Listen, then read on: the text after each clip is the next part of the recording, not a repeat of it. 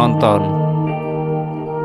Cerita diawali di Jawa Timur tahun 1912 di rumah Raden Sukemi Sosrodihardjo dan istrinya Ida Ayu Nyoman Rai. Ketika malam hari dengan suasana hujan disertai petir, ayah dan ibu Kusno merawat Kusno yang sedang sakit-sakitan. Di sini, panasnya Kusno tidak turun selama 2 bulan.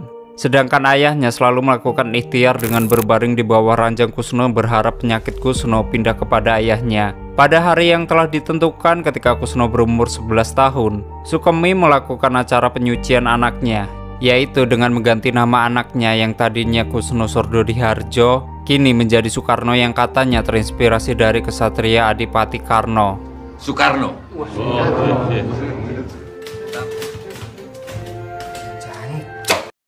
Ketika Soekarno berumur 18 tahun, dia pernah mencintai seorang anak Belanda yang bernama Mien.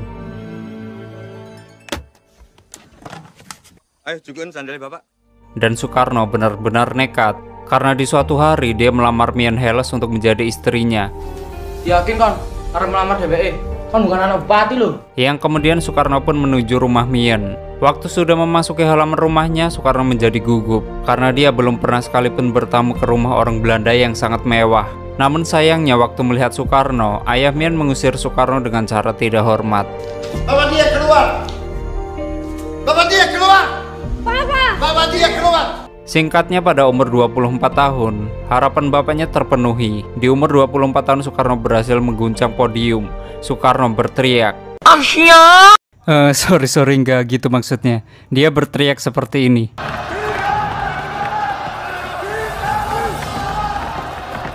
Akibat hal itu, dia harus dipenjara di Bengkwi di Bandung pada tahun 1929. Soekarno dituduh menghasut dan memberontak seperti komunis. Namun, keberanian Soekarno tidak pernah padam. Dia makin bersikeras untuk menggugat pada saat di gedung Lenrat di Bandung pada tahun 1930. Namun sialnya Soekarno lagi-lagi divonis 4 tahun penjara. Karena keputusan itu dia dianggap kontroversial oleh kalangan orang-orang Belanda atau bahkan pribumi di parlemen. Singkatnya 2 tahun kemudian, Soekarno dibebaskan dan kembali untuk berpolitik. Pada tahun 1934, pledoinya yang sangat terkenal, mereka menggugat Soekarno sehingga Soekarno ditangkap dan dibuang ke Ende. Selama 4 tahun di Ende bersama istri yang bernama Inggit dan ketiga anak angkatnya, Soekarno dipindahkan ke Bengkulu karena malaria. Di kota itu, Soekarno istirahat sejenak dari politik karena dia menyukai seorang gadis muda bernama Fatmawati. Padahal saat itu Soekarno masih menjadi suami Inggit Garnasih, yaitu perempuan lebih tua dari Soekarno dan selalu menjadi perisai baginya tatkala di penjara atau bahkan dibuang. Inggit sendiri, dia harus rela melihat sang suami jatuh cinta dengan gadis lain.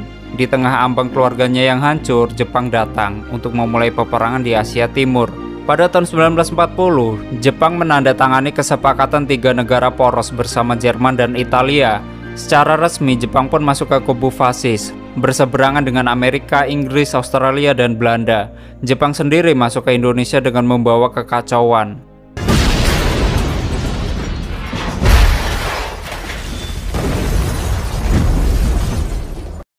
Sedangkan Soekarno pergi ke rumah Fatmawati, namun bukannya Fatma yang dia temukan, melainkan ia dikejutkan dengan kehadiran ayah dari Fatmawati. Ia berkata, "Baru saja saya mau ke tempat Bung, mau menyampaikan pesan dari kawan-kawan Muhammadiyah bahwa Soekarno harus pergi dari Bengkulu karena Jepang sudah masuk ke Balikpapan dan Sumatera bagian barat. Lalu datanglah seorang dari salah satu anak angkat Soekarno. Dia menyampaikan bahwa Inggit istrinya dan Kartika anak angkatnya dibawa oleh Belanda. Lalu salah satu orang Belanda, dia menyampaikan ingin membawa Soekarno dan keluarganya ke Australia karena Jepang membutuhkan orang seperti Soekarno. Namun sebelum keberangkatannya, seorang suruhan Jepang bagian dari divisi propaganda Nippon, dia mendatangi Soekarno dan meminta kerjasama untuk mendukung Dai Nippon karena mereka ingin menghadapi perang di Asia Timur. Pada awalnya Soekarno tidak menyetujui, yang pada akhirnya Soekarno menyetujui kerjasama tersebut karena beberapa alasan. Di suatu malam hari, tentara Nippon membuat kekacauan dengan menculik para gadis pribumi, dan salah satu dari orang tua tersebut mengadu kepada Soekarno. Lalu keesokan harinya,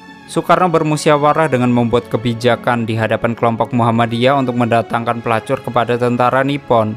Namun di sini kelompok Muhammadiyah menentang adanya kebijakan tersebut. Mereka beranggapan bahwa haram hukumnya. Lalu Soekarno menjawab, tentara Nippon akan mengambil anak-anak gadis kalian. Serentak mereka semua berkata, kita akan angkat senjata untuk melawan mereka. Lalu salah satu dari mereka mengajukan pendapat, senjata apapun tidak dapat mengalahkan mereka. Nippon akan membantai dengan mudah. Perempuan, anak-anak kita, bahkan orang tua akan habis dibantai. Malam pun tiba, kebijakan tersebut terlaksana. Lalu salah seorang utusan dari Jepang menghampiri Soekarno dan memuji idenya yang berlian. Ia menyampaikan perintah dari Jenderal Imamura di Jawa untuk membawa Soekarno ke Jakarta. Soekarno dan keluarganya dibawa ke Jakarta pada tanggal 9 Juni 1942 dengan kapal bergas. Kedatangan Soekarno di Jakarta disambut oleh Anwar Cokroaminoto, Sundoro Asmara Hadi, Ratna Juami, dan Muhammad Hatta. Sejak Jepang masuk ke Batavia atau Jakarta pada tanggal 5 Maret 1942, mereka melancarkan propaganda 3A, yaitu Nippon Cahaya Asia, Pelindung Asia, Pimpinan Asia. Kehadiran Jepang sendiri melahirkan dua arus pergerakan pemuda yang sama kuat dari berbagai lapisan. Satu pihak mendukung tapi di pihak lain menentang. Di suatu daerah Menteng, Jakarta lebih tepatnya di rumah Muhammad Hatta, Soekarno dan Syahrir berdebat dalam kerjasama Nippon. Dan perdebatan itu menjadikan Syahrir tidak punya pilihan untuk bersatu. Dan tujuan untuk menghindari rakyat Indonesia dari kekejaman Nippon dan untuk mencapai kedaulatan rakyat. Sedangkan di rumah Fatmawati, Soekarno mengirim sebuah surat. Surat itu sendiri disampaikan neneknya kepada Fatmawati. Ia lalu membuka isi amplop itu dan kalung terjatuh dari dalam amplop tersebut. Hal itu merupakan pertanda bahwa Soekarno serius ingin melamar Fatmawati. Di Istana Gubernur Jenderal, rumah dinas Letnan Imamura Hitoshi, saat itu hanya kesepakatan untuk melindungi pandangan masing-masing. Nippon melindungi dan berupaya memenangkan peperangan di Asia Timur. Sedangkan Soekarno dia berupaya meraih kemerdekaan Indonesia. Dari Pegangsaan Timur Jakarta, Soekarno menuju Stasiun Gubeng Surabaya untuk menunjukkan kerjasamanya bersama Dai Nippon kepada masyarakat Surabaya, yaitu dengan tujuan menuju kemerdekaan Indonesia. Menuju kemerdekaan Indonesia. Namun tiga pemuda pribumi melihat aksi Soekarno dan Muhammad Hatta tidak menyetujui kerjasama tersebut. Lalu tiga pemuda tersebut meyakinkan para pemuda lainnya untuk tidak terjebak sebuah propaganda Nippon dan beranggapan negeri Indonesia tidak boleh jatuh kepada tangan fasis. Waktu di kampungnya, Soekarno mengungkapkan isi hatinya pada Inggit, istrinya saat itu, bahwa ia ingin melamar Fatmawati. Namun Inggit meminta cerai dan tetap tidak ingin dimadu. Singkatnya, Soekarno menceraikan Inggit karena Inggit tidak dapat memberikan keturunan kepada Soekarno. Setelah hal tersebut, Fatmawati pun menikah dengan Soekarno. Ia mendapatkan keturunan seorang putra. Engkau beri nama siapa dia? Jamet. Enggak, nama putranya adalah Guntur Putra Soekarno. Lalu beberapa bulan setelah itu, datanglah Gatot teman Soekarno ketika di penjara di Bancut dan Sukamiskin bersama Wikana, yaitu teman seperjuangan Gatot. Pada saat berbincang-bincang, Gatot memberikan usul untuk menyuarakan kepada para pemuda seperti Wikana dan mengambil hati rakyat untuk bergabung dalam peta dan organisasi serdadu pekerja. Karena peran serta tersebut akan membantu Nippon dan dalam upaya meraih kemerdekaan Indonesia. Antek Nippon jangkrik. Namun sialnya, ternyata tidak sesuai harapan. Ternyata tentara Jepang mengambil dan menangkap orang-orang Indonesia dengan cara paksa dan kekerasan. Syahrir yang melihat hal itu sangat marah pada Hatta. Ia beranggapan bahwa tindakan Soekarno dan Hatta untuk merekrut para pemuda ke peta dan Romusa sama saja menjual pemuda Indonesia untuk fasisme, dan tindakan mereka akan dihujat. Tetapi di sini Hatta yakin kalau Soekarno juga sama marahnya dengan Syahrir. Setiap malam, Soekarno selalu mendapatkan selebaran kertas di bawah pintu rumahnya atau lemparan batu ke kaca rumahnya dengan dilapisi kertas. Di dalam kertas itu berisi tulisan hujatan yang dikirim oleh masyarakat atau pemuda setempat yang tidak setuju dengan apa yang dilakukan oleh Soekarno. Namun, apa yang telah ia lakukan adalah untuk meraih kemerdekaan Indonesia. Di lain sisi, dalam kehidupan keluarga Soekarno, Riwu, yaitu anak angkat dari Inggit, pergi dari rumah dengan memberikan surat kepada Soekarno. Riwu tidak dapat menerima untuk tinggal bersama Soekarno lagi karena dia selalu mengenang foto Inggit ibunya. Merasa dibanding-bandingkan dengan Inggit, Fatma membakar foto yang selalu dikenang oleh Riwu. Kejadian tersebut membuat Riwu tidak tahan lagi hidup bersama Soekarno dan Fatmawati. Minggu lalu dia selalu melihat foto Inggit. Aku merasa dibanding-bandingkan dengan dia. Ketika di lapangan Serdadu, pekerja paksa atau sebutannya Romusa, di sana Soekarno terlibat di dalamnya. Ia melihat orang-orang dari negaranya sendiri diperlakukan seperti binatang, disuruh kerja paksa dan melakukan kekerasan termasuk orang tua yang rentan. Di sisi lain, tentara Jepang memaksa orang-orang dari kalangan Muhammadiyah untuk keluar dari Masjid Mustafa, lalu dikumpulkan di sebuah tempat, yang kemudian mereka disuruh melakukan penghormatan pada bendera Jepang. Tetapi dari salah satu dari Muhammadiyah, yaitu Kiai dari Muhammadiyah, dia menentang untuk menghormat kepada bendera Jepang. Akibat hal itu, dia ditebas dari belakang oleh tentara Jepang. Dan kejadian itu mengakibatkan tawuran antara tentara Jepang dengan orang-orang Muhammadiyah yang memakan banyak korban jiwa. Sedangkan Soekarno dan Hatta sedang terdiam membisu kebingungan dengan kondisi Indonesia. Lalu datanglah salah satu utusan dari atasan Jepang.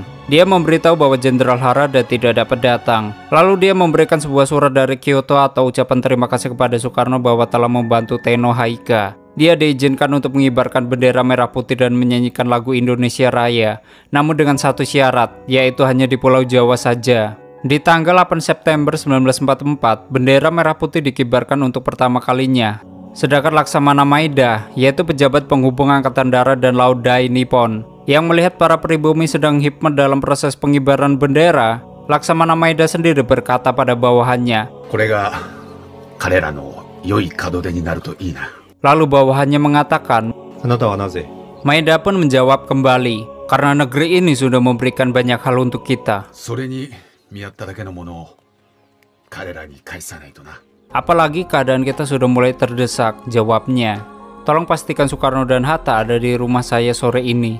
Singkatnya, Soekarno dan Hatta datang ke rumah Laksamana Maeda. Laksamana Maeda menyampaikan kepada Soekarno dan Hatta untuk memikirkan bentuk negara sebelum Tenno Haika resmi memberikan kemerdekaan pada Indonesia. Maeda sendiri menyarankan bentuk negara Indonesia adalah kerajaan. Bentuk negara Anda adalah kerajaan. Karena dengan bentuk kerajaan akan lebih mudah bekerja sama dengan Dai Nippon.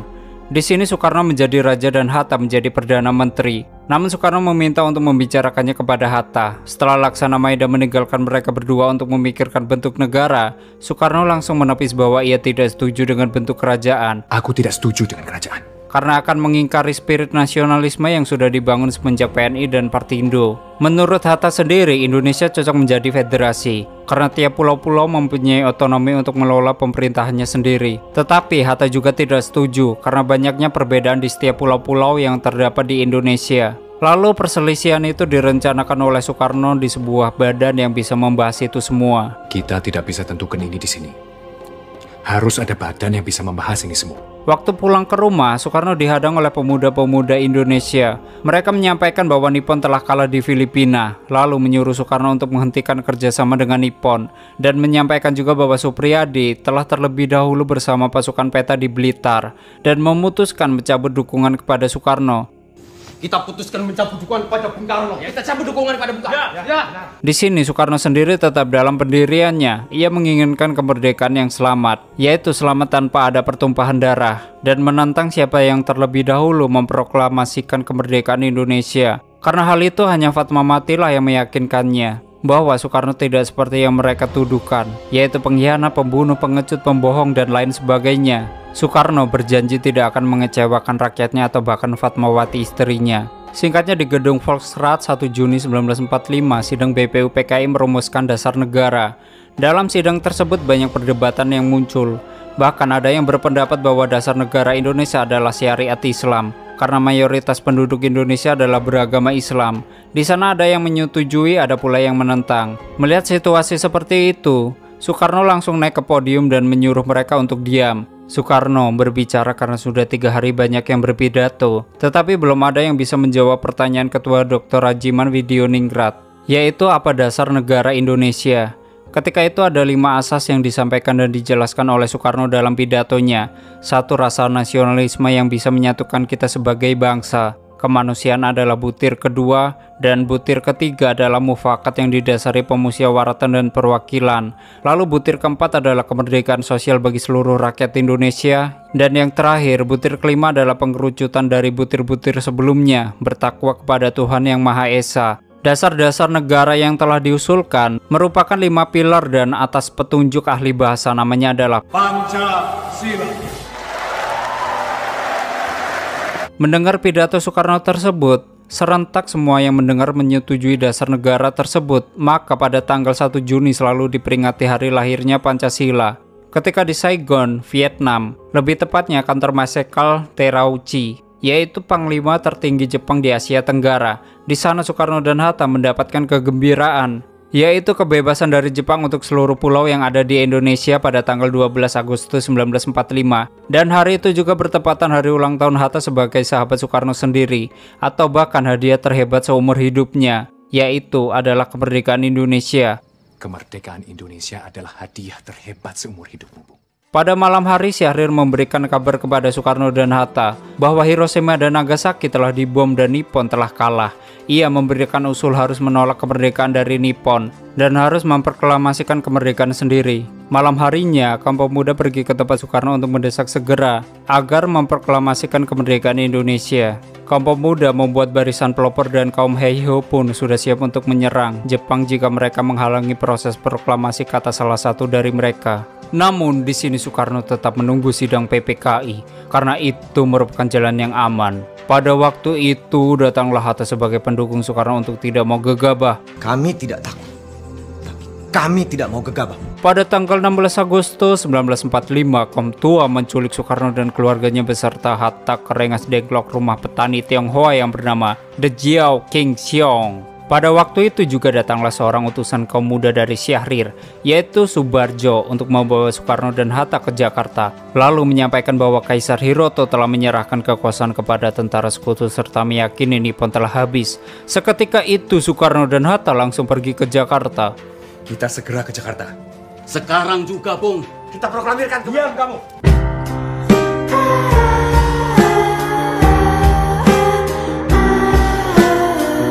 Hadah melase Pak D. Mendengar hal itu, Jepang tidak ingin Indonesia merdeka. Bangsat emang Jepang.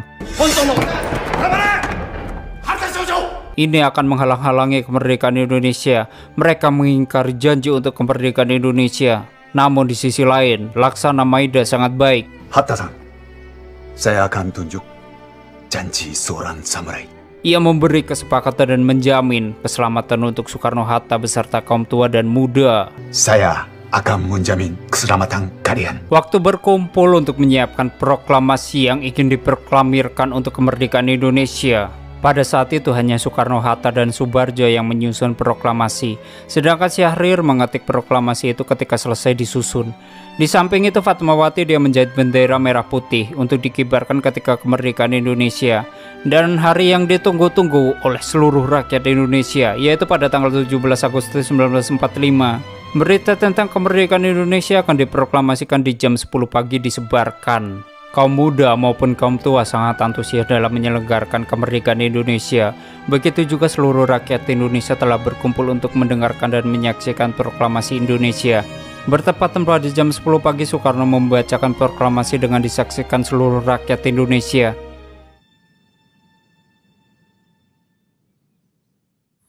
Proklamasi.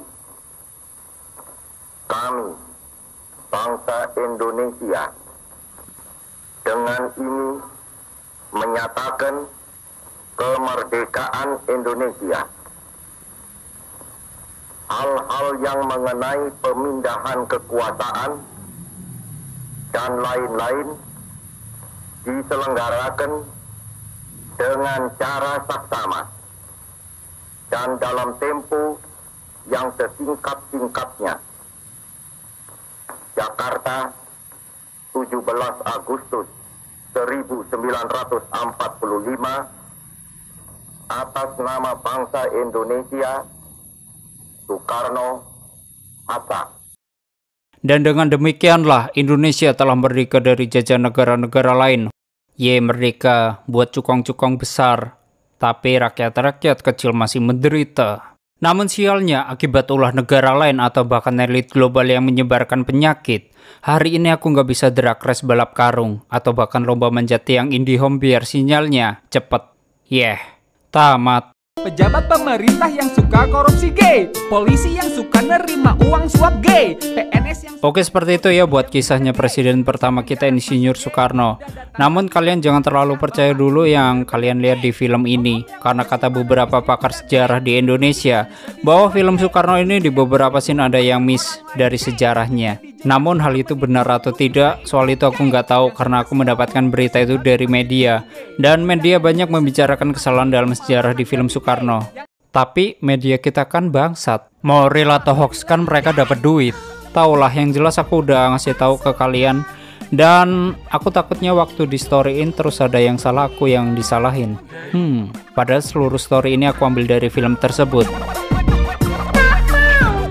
Ya begitu aja lah, dan maaf juga kalau ada salah-salah dalam penyebutan nama-nama pahlawan kita. Terima kasih udah nyimak sampai habis, and stay on my channel. Jangan kemana-mana, sampai ketemu lagi di video selanjutnya. Bye-bye.